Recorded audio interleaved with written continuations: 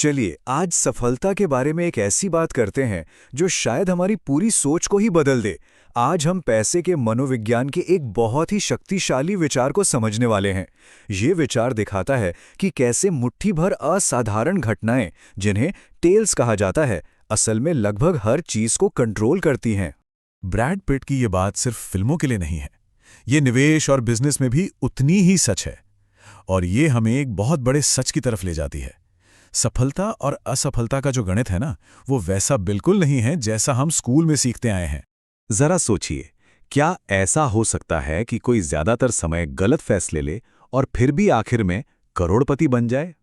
सुनने में अजीब लगता है ना, पर हम यही पता लगाने वाले हैं कि कैसे आधे से ज्यादा बार गलत होने के बावजूद भी कोई आर्थिक रूप से जबरदस्त सफल हो सकता है। तो इस अजीब सी पहेली को समझने के लिए चलिए एक कहानी सुनते हैं, कला की दुनिया से। एक ऐसे शख्स की कहानी जिसने गलत होकर भी जीतने की कला में महारत हासिल कर ली थी। ये है हेंस बर्गरोइन। इनकी कहानी कमाल की है। नाजी जर्मनी से भागकर आए और बन गए दुनिया के सबसे कामयाब आर्ट डीलर्स में से एक। पर उनका तरीका क्या था? बड़ा अनोखा। उन्होंने एक इंडेक्स फंड की तरह काम किया। मतलब वो अच्छी बुरी हर तरह की कलाकृतियां खरीदते गए, ढेर सारी। और मजे की बात यह है कि उनके कलेक्शन का 99%, जी हां 99%, कुछ खास कीमती नहीं था। लेकिन वो जो बचा हुआ 1% था ना, उसमें पिकासो जैसे मास्टर्स के काम थे। और बस उसी 1% ने उन्हें बेशुमार दौलत दिला दी। तो मतलब वो 99% बार गलत थे, फिर भी आखिर में एकदम सही निकले। तो बर्गरुएन के केस में जो पिकासो की पेंटिंग्स थी ना, बस उन्हीं को कहते हैं लॉन्ग टेल इवेंट्स। ये वो छोटी, बहुत ही दुर्लभ लेकिन जबरदस्त सफलताएं होती हैं जो आपकी सैकड़ों छोटी मोटी नाकामियों पर भारी पड़ जाती हैं और ज्यादातर नतीजों के लिए अकेले ही जिम्मेदार होती हैं। डिज्नी को ही ले लीजिए। 1938 से पहले वॉल्ट डिज्नी ने 400 से भी ज्यादा कार्टून बनाए थे और उनमें से ज्यादातर में तो पैसा डूबा ही था। लेकिन फिर आई सिर्फ 83 मिनट की एक फिल्म, स्नो वाइट, और उस एक फिल्म ने सब कुछ बदल दिया। कंपनी के सारे कर्ज चुक गए और भविष्य के लिए एक नया स्टूडियो बनाने के लिए पैसा भी आ गया। वो एक फिल्म एक टेल इवेंट थी। अब एक ऐसी इंडस्ट्री की बात करते हैं जिसका तो पूरा का पूरा बिजनेस मॉडल ही इन टेल इवेंट्स पर खड़ा है, वेंचर कैपिटल। वेंचर कैपिटल की दुनिया को समझना है तो एक ऐसे बल्लेबाज की कल्पना कीजिए जो 10 में से 6-7 बार जीरो पर आउट हो जाता है, पर जब बल्ला चलता है तो सीधा स्टेडियम के बाहर। वीसी की दुनिया बिल्कुल ऐसी ही है। ये जो आंकड़े हैं ये दिखाते हैं कि 65% निवेश में पैसा डूबता है, पूरी तरह से जीरो। और सारा का सारा मुनाफा पता है कहां से आता है? सिर्फ आधा % निवेशों से, जो 50 गुना या उससे भी ज्यादा का रिटर्न देते हैं। सिर्फ आधा %। अब मन में सवाल आता है, ठीक है, ये सब तो बहुत रिस्की स्टार्टअप्स की बातें हैं। जो सेफ माना जाने वाला स्टॉक मार्केट है, वहां तो ऐसा नहीं होता होगा, राइट? चलिए देखते हैं। अब हम स्टॉक मार्केट के एक ऐसे राज से पर्दा उठाने वाले हैं जो शायद निवेश को देखने का नजरिया ही हमेशा के लिए बदल दे।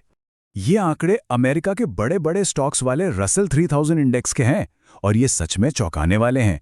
1980 से लेकर अब तक इस इंडेक्स की 40% कंपनियां, मतलब लगभग आधी, बुरी तरह फेल हो गईं। उन्होंने अपनी 70% से ज्यादा वैल्यू खो दी और पूरा का पूरा रिटर्न पता है कहां से आया? सिर्फ 7% कंपनियों से। जी हां, ये तो बिल्कुल वेंचर कैपिटल जैसा ही मामला है। लेकिन सबसे हैरान करने वाली बात तो अब आ रही है। 40% कंपनियों के पूरी तरह से फेल हो जाने के बावजूद रसल 3000 इंडेक्स 73 गुना बढ़ा। सोचिए जरा, 73 गुना। ये दिखाता है टेल्स की असली ताकत। वो मुट्ठी भर विजेता इतनी बड़ी जीत हासिल करते हैं कि वो हजारों हारने वालों के असर को पूरी तरह से खत्म कर देते हैं। तो ये जो सिद्धांत है, ये सिर्फ बाजार पर नहीं बल्कि एक निवेशक के तौर पर हमारे बर्ताव पर भी लागू होता है। असल में सफलता इस पर कम निर्भर करती है कि हम हर रोज क्या करते हैं और इस पर ज्यादा कि हम घबराहट के उन कुछ पलों में क्या करते हैं। नेपोलियन की एक बात यहां बिल्कुल फिट बैठती है। उन्होंने कहा था कि मिलिट्री जीनियस वो है जो तब भी एक सामान्य सा काम कर सकता है जब उसके आसपास सब लोग पागल हो रहे हों। निवेश में भी यही सबसे बड़ा सच है। चलिए इसे समझने के लिए 3 काल्पनिक निवेशकों की कहानी देखते हैं। पहली है सू, जो हर महीने बिना कुछ सोचे निवेश करती रहती है, चाहे बाजार ऊपर हो या नीचे। दूसरा है जिम, जो मंदी की आहट सुनते ही सब कुछ बेचकर कैश लेकर बैठ जाता है।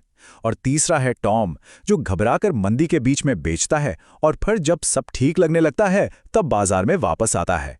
तो टॉम, जिसने थोड़ी देर से पैनिक किया, उसके पास आखिर में होते हैं $2,34,476। जिम, जिसने सोचा कि वो होशियारी से मंदी से बच निकलेगा, उसके पास होते हैं $257,386। और सू, जिसने कुछ नहीं किया, जिसने घबराहट के उन पलों में भी बस शांति से अपना काम किया और निवेश करती रही, उसके पास थे $4,35,551, लगभग 2 गुना। सू का राज क्या था? उसने कोई बेस्ट स्टॉक नहीं चुना था। उसका राज था उन कुछ मुश्किल दिनों में अपनी भावनाओं पर काबू रखना, जब बाकी सब डर रहे थे। उसका यह शांत रहना ही उसका पर्सनल टेल इवेंट बन गया।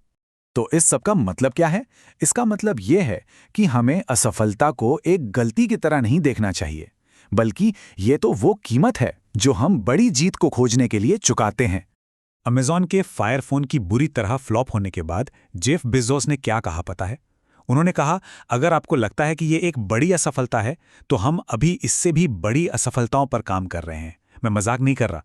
वो जानते थे कि अमेज़न वेब सर्विसेज जैसी 1-2 बड़ी सफलताएं इन सारी असफलताओं की भरपाई कर देंगे। इसी तरह नेटफ्लिक्स के सीईओ रीड हेस्टिंग्स ने एक बार कहा, हमारा हिट रेशियो अभी बहुत ज्यादा हो गया है, हमें और ज्यादा रिस्क लेना होगा। ये सुनने में कितना उल्टा लगता है ना? एक सीईओ चाह रहा है कि उसकी कंपनी ज्यादा फेल हो, लेकिन वो इस टेल वाले गणित को समझते हैं। वो जानते हैं कि असली बड़ी सफलता के लिए बड़े दांव लगाने पड़ते हैं। इसे समझने का एक और अच्छा तरीका है कॉमेडियन क्रिस रॉक का।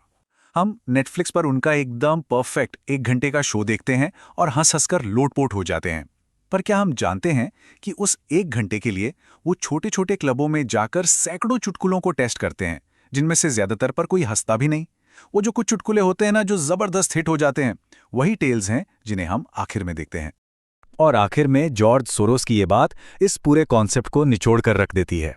तो पैसे के मनोविज्ञान का सबसे बड़ा सबक शायद यही है, कितनी बार सही हुए इस पर ज्यादा ध्यान देने की जरूरत नहीं है। बस इस पर ध्यान लगाइए कि जब सही हुए तो कितना बड़ा सही हुए, क्योंकि अंत में सिर्फ वही मायने रखता है।